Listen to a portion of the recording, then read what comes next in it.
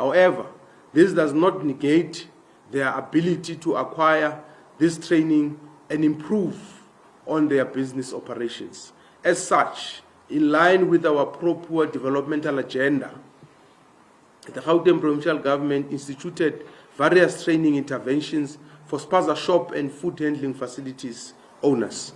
These training programs focused on principles and practices of food safety and hygiene. The number of training interventions undertaken to date stands at 2,028, with an additional 7,801 informal traders and food handlers reached by training interventions. The number of training interventions provided, while significant, has been hampered by the low capacity of environmental health practitioners across Gauteng municipalities.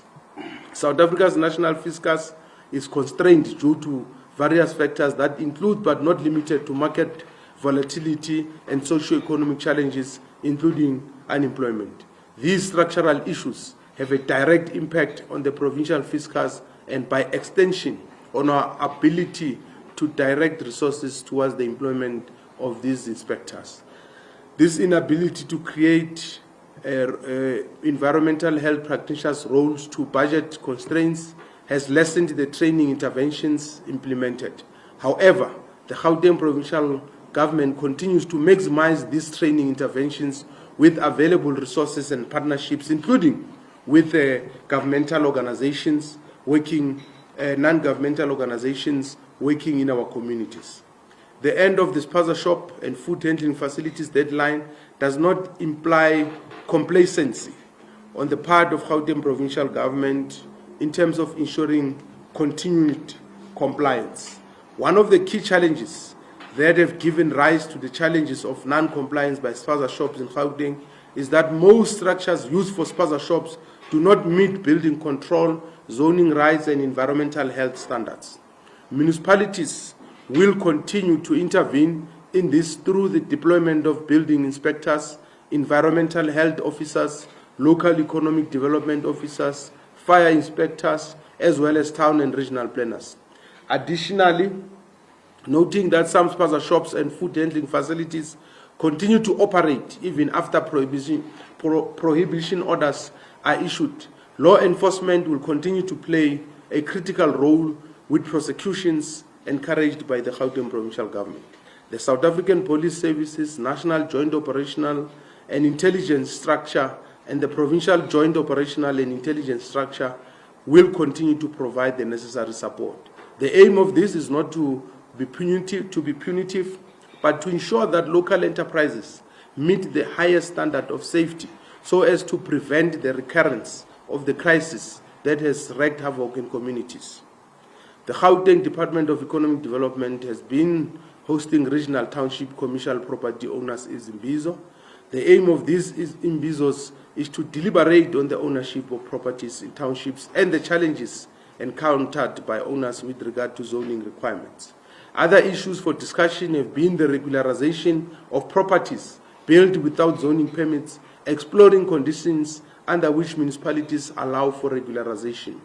The envisaged outcome of these Izimbizos is to develop a deeper understanding of the issues influencing township commercial property rental market, to map a collective program of action aimed at improving trading operational conditions in the townships, to optimally use space in the township to enhance manufacturing capacity and streamline supplier value chains, to create a credible and reliable database of township-owned enterprises, including economic assets, the coordination of all of government efforts towards impactful interventions of the township economy, and to position engagement to educate communities on compliance requirements.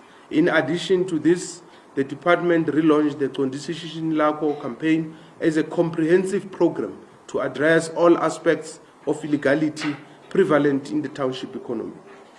The campaign assumed a developmental approach to promoting compliance. Its approach anchored on collaboration across various stakeholders playing a critical role in community development, whilst focus has been on the extent to which businesses comply with licensing permits and health conditions. The conditions of properties used in business operations must also be compliant with zoning regulations in local government.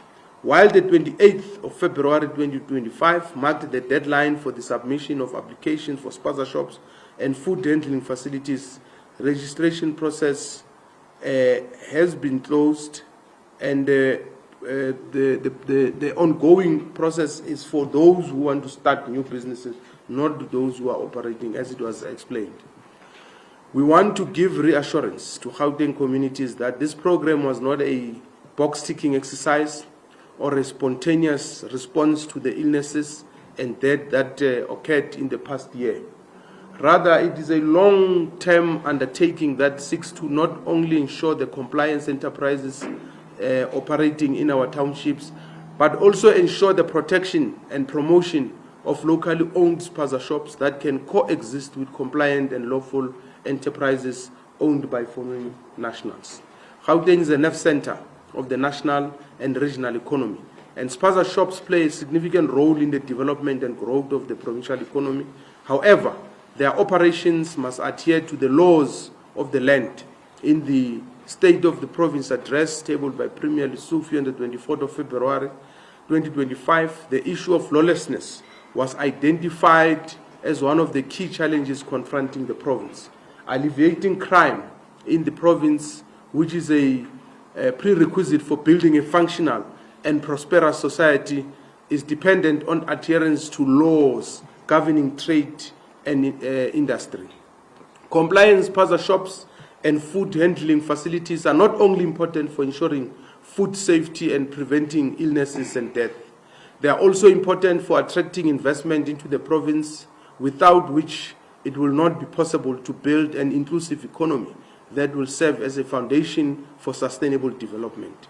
On the 3rd of April 2025, we will be hosting the Gauteng Investment Conference in Johannesburg, and this conference will catalyze the province's economic momentum and promote Gauteng as a leading global investment and tourism destination.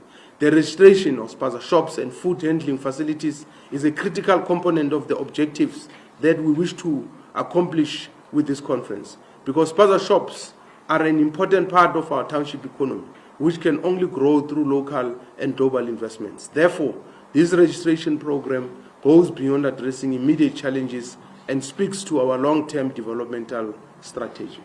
Thank you very much.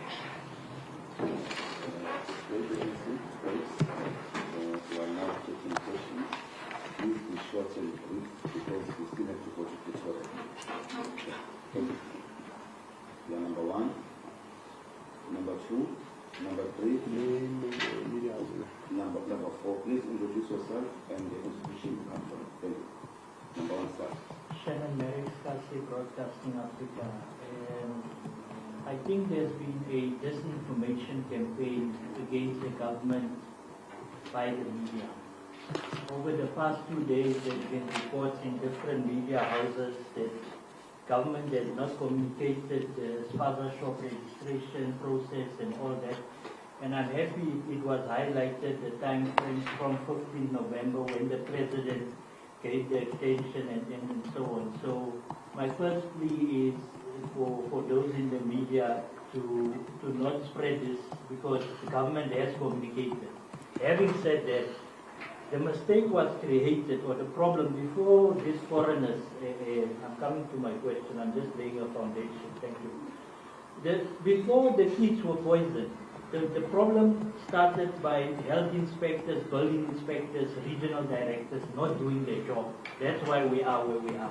That's why foreigners were able to own Spaza shops, register them, and so on. So I would just like to find out, will the government deal with these regional directors and these people still in government today spreading the information on media platforms, government officials, saying there wasn't enough information. Region G was on SABC, others were on Newsroom Africa, the media people can check those things. My question with Spaza shop registration, MEC, the cost is very important. You know, to register Spaza shop compliance costs 25,000, building plans 15,000, double-story garage to building 35,000, stock 50,000. So for any new business, I'm talking of the new ones now, it will cost a person in Township Tandi or or double 150,000 to start the Spaza shop, how will the government provide non-financial and financial support to the new registration? Last but not least, MEC, you're young, you're doing a good job, but we see you've been reshuffled in Gauteng, ANC. Can you respond to that as well? Thank you. MEC, do you think government could have made this registration process any less complex? Because a number of businesses have complained that it wasn't, or business owners, that it wasn't necessarily seamless. Thus, a number of them were left behind. So it could have been less complex.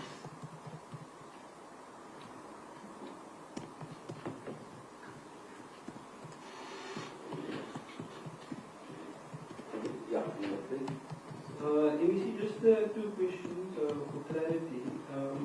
During this process that you undertook, was it one individual, for example, that had 10 Spaza shops, or was it, separate registration processes for each and every individual Spaza shop? And then the plan of action going forward, is it going to be the same process that we've seen?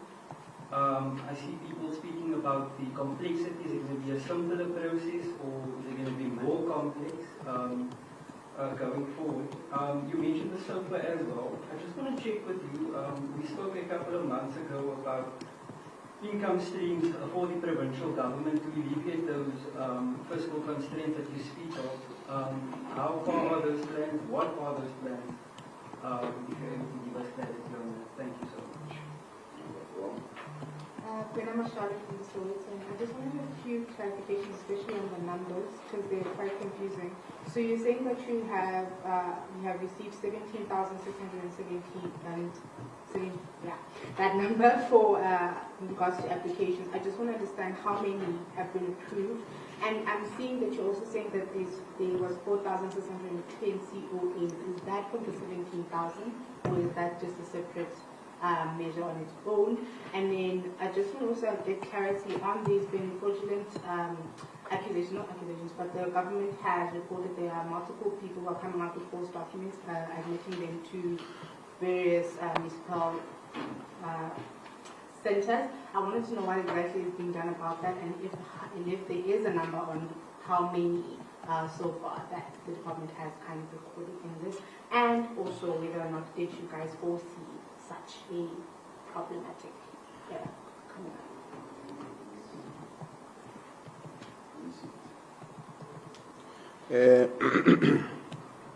No, thanks for the questions.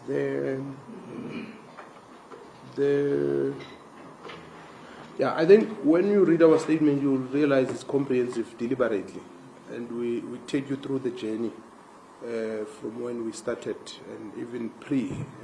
Hence, we also give you numbers there about our the work which we started in July 2024 to show you that we were not responding only to the crisis that befell us as a country, but this is part of the work that we do as a provincial government, and especially the Department of Economic Development. And of course, it's easy for people to say that government has not been communicating. So I've seen a lot of people in the media, Spaza shop owners, saying we didn't know this and all that. And perhaps the question might be whether the communication channels that we are using are sufficient or not. Because the fact that we are talking to the media, it does not mean that everyone is able to consume the content through the media. Some people, for a number of reasons, including lack of affordability for data, they are not able to be on social media, they are not able to be on mainstream media. And I think that's what must be looked at, and not say government has not been communicating, and perhaps say if our communication is enough or not.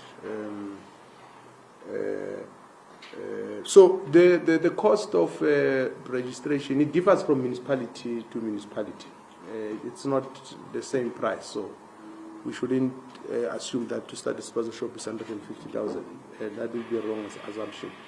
But we have recognized that even if it was to be 10,000 or even if it's 5,000, there are people who are unemployed and who don't have that money. So it's not whether it's 5,000 or 150,000. The issue is how do we help people who want to start businesses, and especially entrepreneurs. Because if you get the right entrepreneurs, you'll be able to create jobs, you'll be able to grow the economy without discouraging other people. But that work is continuous, and that's why in Gauteng we've got the Gauteng Enterprise Propeller. Yeah, I think the ANC matters. ANC will deal with them themselves. They are better equipped to do that. Well, Ponzo, I'm not sure what it means for the process to be less complex. I think one of the things we did was to try to make it as accessible as possible. As I was saying, we've got almost 90 registration centers. So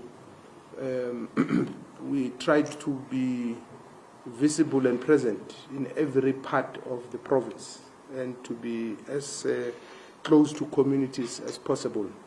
So in terms of access, that will be the first thing. And then it will also vary from one municipality to next. So it's not like you've got one standard registration process. Some of the big municipalities have got digitized systems.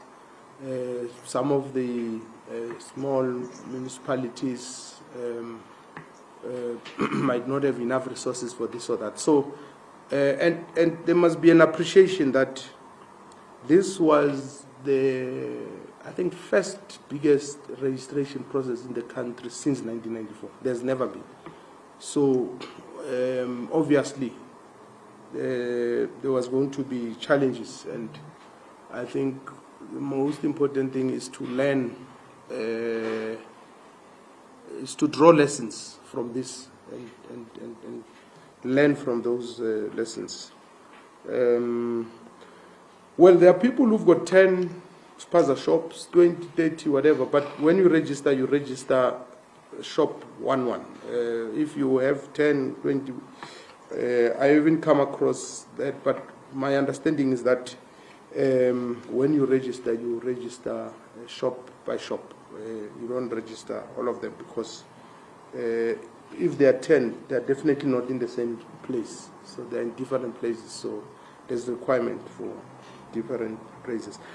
I will be giving a budget speech on the 18th of March after the minister would have given budget. So let's not preempt my budget speech. And because in the budget speech, I'll tell you how much we have in the Gauteng government coffers and what we are going to do to increase whatever. So I will be speaking about that in the budget speech. Otherwise, you won't come if I tell you now. So I want to keep you in suspense so that you come to the budget speech. It's on the 18th of March. And then the numbers are not confusing. You see 17,000 plus. It's the number of people who have submitted, or rather who have collected forms. The other number you see of about 4,000, it's from that number. It's people who got those compliance certificates. The other number you see there, 1,000 whatever, it's the number of people who have been their applications have been approved. Means they meet all the. So the 17,000 plus is the number of people who came, and then you'll see there's another number of 26,000 something. It's the number of visits we had, the Spaza shops that we went to as government. So apart from the 17 who came, there's 26,000 that we went to. So when you combine that number, you'll see the number of Spaza shops that we would have reached out to. And because from the onset we had appreciation of the limitations in communication and the fact that we can't just communicate through social media and mainstream media, we must also go to people. So I hope it clarifies your question about the numbers. And then, yeah, well, false documents, and I think I'd like the MMCs to deal with them, because in Mfuleni, MMC Ganzo will have a separate experience. MMC Mabuza and Tshwane will have a separate experience. And I think it will be important to get those experiences from the municipalities, because Mfuleni, it's a relatively smaller by budget, Tshwane bigger by budget and population.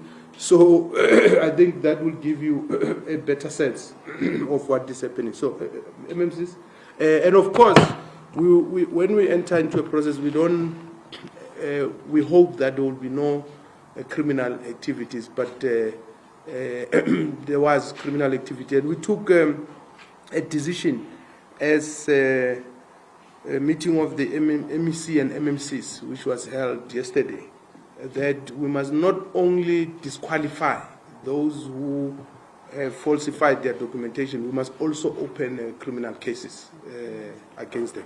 MMC? So I must start with Tshwane, because Tshwane has a bigger budget, no?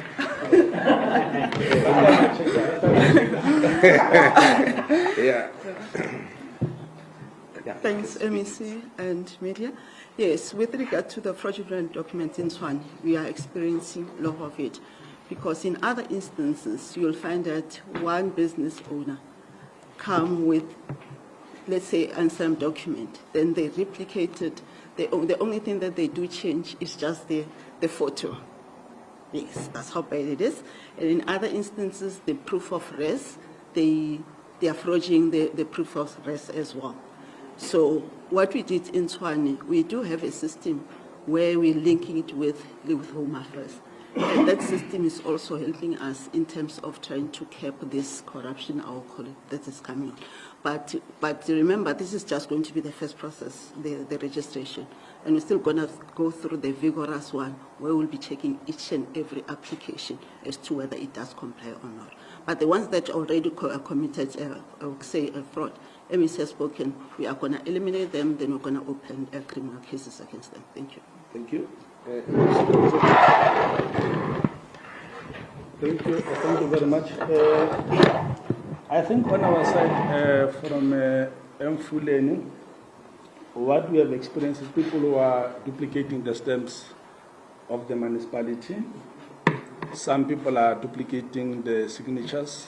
I have reported, I think, in our joint operations with the MEC that we had to take steps to one official who was collecting the forms of the foreign nationals in bulk, and then even issuing the letters of acknowledgement, because you'll see that there's various departments that are supposed to submit their comments, that are supposed to do due diligence. And then we find that this official, instead of processing some of these things, he just gave them the acknowledgement letters, which was not part of their work. And that shows that there is something that is not right. And then the answer was that no, the foreign nationals, they are afraid to come and register because there is that, and he was assisting them.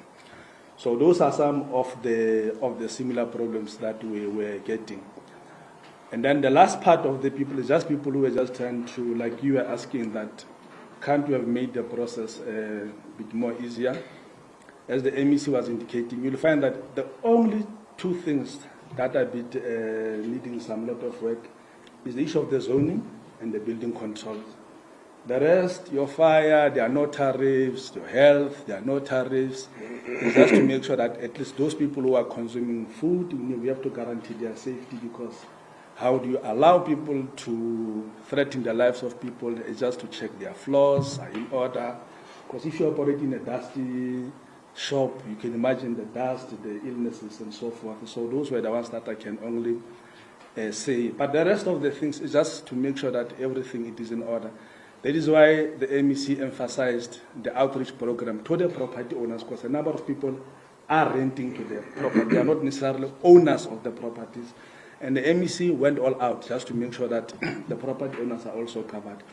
Other than that, I think the process has been moving well. and communication has been done, radio stations, and when this thing was announced, as the MEC was saying, it got attraction. So almost everybody was aware that there is this thing coming. Thank you very much. That's what I can say. Yeah, so you could hear the differences of the Mfuleni experience and the Tshwane experience. And that's why I said the MMCs must speak. Yeah. Yeah, this is the last round. No?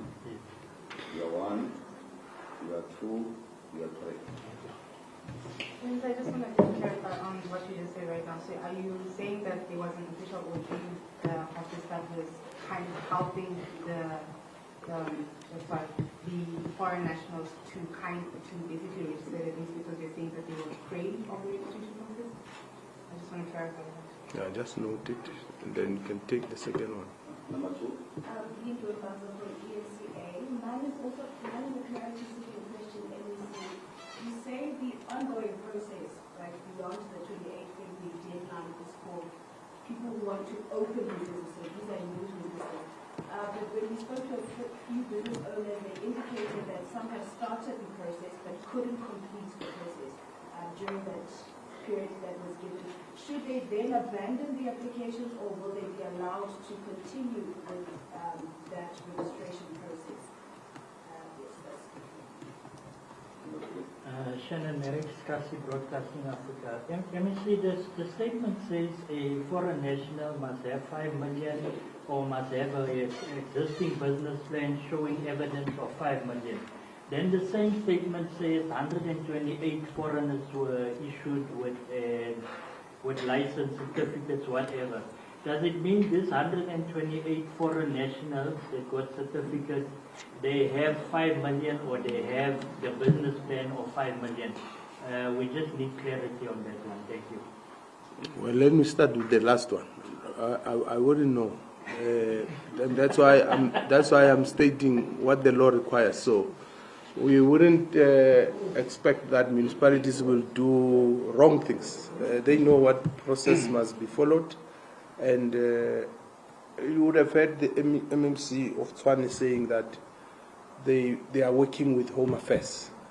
Yeah, so I just stated that because we have stated that fact from day one, and municipalities are responsible for. So I don't want to venture into a debate whether they must be allowed or not allowed and all that. I'm just giving you facts so that you can be able to report to the people who consume your information in terms of what is happening, so that you don't speculate.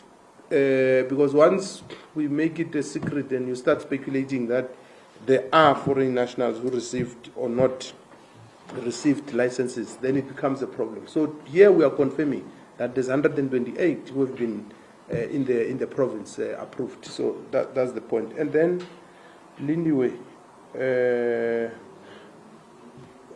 I think that's a good question, because you can't say someone who has started and they might have experienced challenges. Sometimes the challenges on the part of government for whatever. You can't disregard them.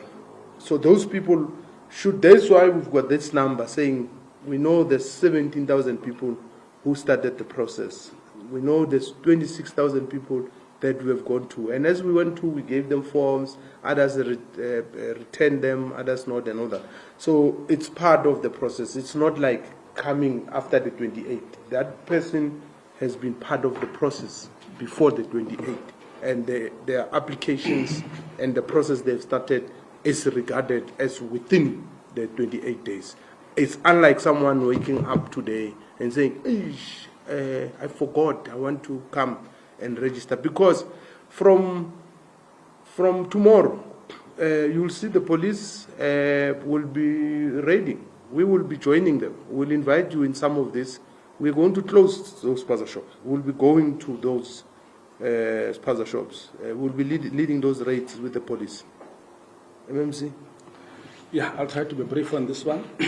Yeah, the point I was saying was that if you check on the requirements for one to secure a permit, there are different departments that must confirm that whether you've got the SARS certificate, whether you have the required document from the Home Affairs, whether somebody has submitted the building plans, whether somebody has submitted the zoning plan.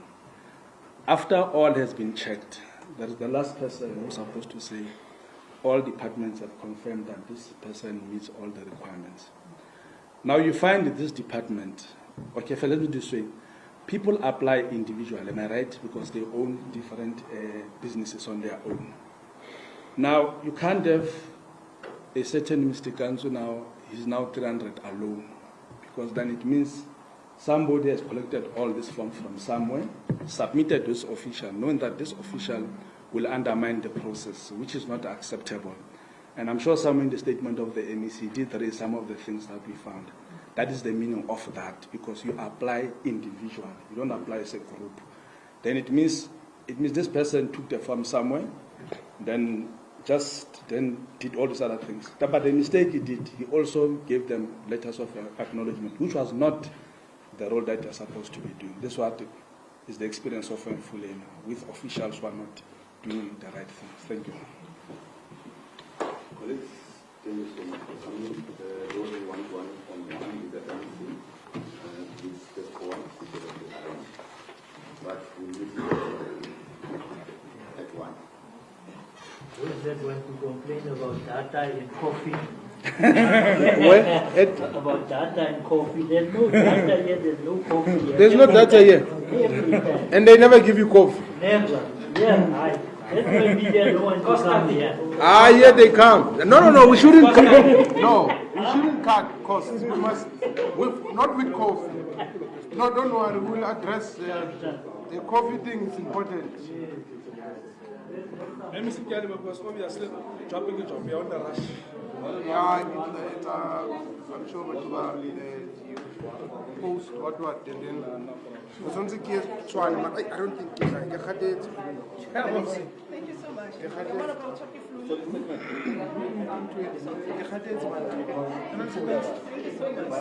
I listened to them on the closing date.